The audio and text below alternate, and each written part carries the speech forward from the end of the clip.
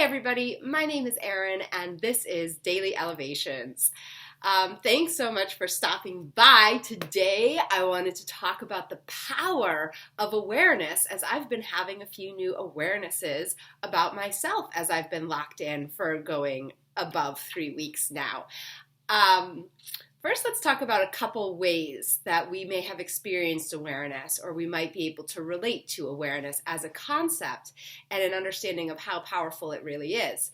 So if you've ever been dating somebody, or if you can even imagine dating somebody and things are going great, but they've been cheating on you. When you're in the dark, things can continue to grow great. You can continue to think that things are great. But the second you find out that an affair has been taking place, everything changes. And you can try to continue to go on, but there's that pull in your stomach that's like, no, like this is different. It's not the same. You've got to do something different. That awareness calls us, and so many people just suppress that, but they have to change something inside themselves, even if the externals stay the same.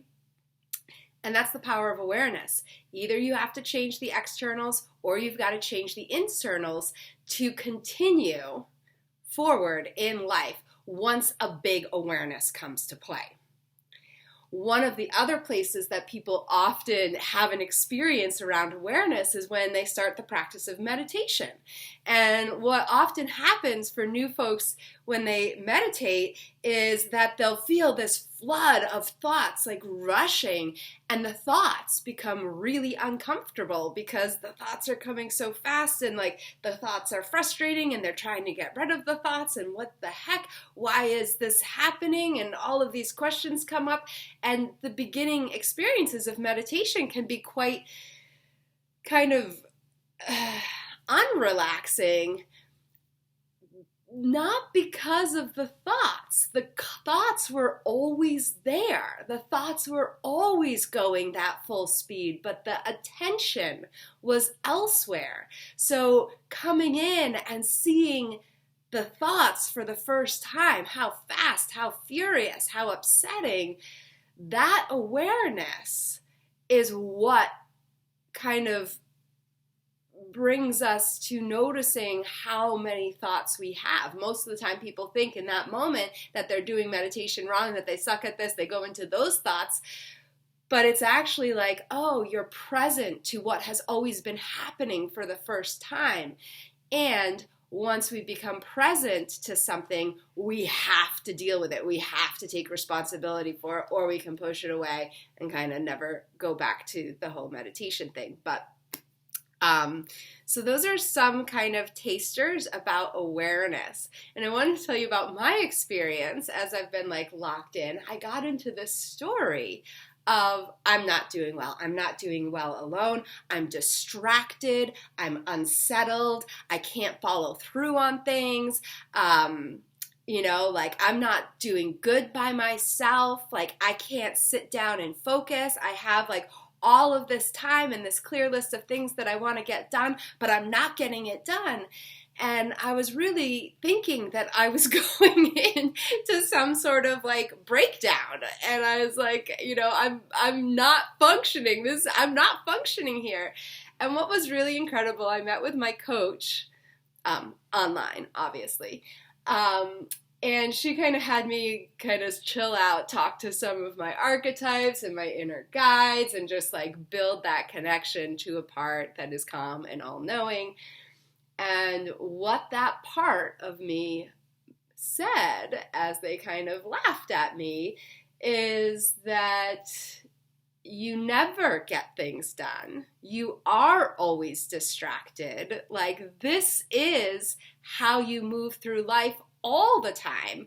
But between, moments of distraction, there's like the car ride to get to the distraction, or the phone call, or the whatever. But that tendency to just get distracted and to not settle into completing a task is something that you can see that ripple through a lot of my life. And it was just the fact that I'm watching myself do it in this confined space that allowed me to be like, oh, this is a really intense pattern that feels pretty dysfunctional, in fact. And now once I have that awareness and recognize, no, I'm not having a breakdown, but I'm actually becoming aware of something that has always, always been here with me, this desire for distraction. I almost forgot that I was diagnosed with ADD like years and years ago, but there's still these remnants. As much as I've learned to manage and maintain my calm through the practices of yoga, through the practices of embodiment, as functioning as I've gotten in my life through very holistic practices, there's still that drive that's like, I gotta, and hard to settle. But now that I'm fully aware of it, I've actually been able to not go into the story of breakdown, but be into the story of repair and continuing to foster even deeper tools to really heal this experience of distraction and intensity that I tend to live moment by moment on the inside. So, why is this important to you? Because if you are also, whether you are still, in work but in a different capacity, whether you are not working, whatever's going on for you, we're experiencing ourselves in a different environment with a different kind of intensity that we normally experience ourselves, which means that one, you might, like me, want to go into a story about how I'm not handling this well.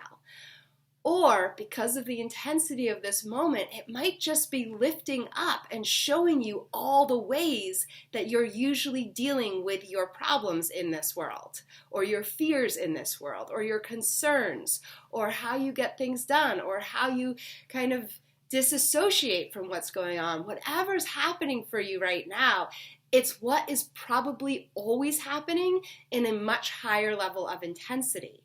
So rather than going into the story about how this is so not good, see if you can bring it back and be like, wow, these are the patterns that are circulating. I'm more aware of what's usually going on.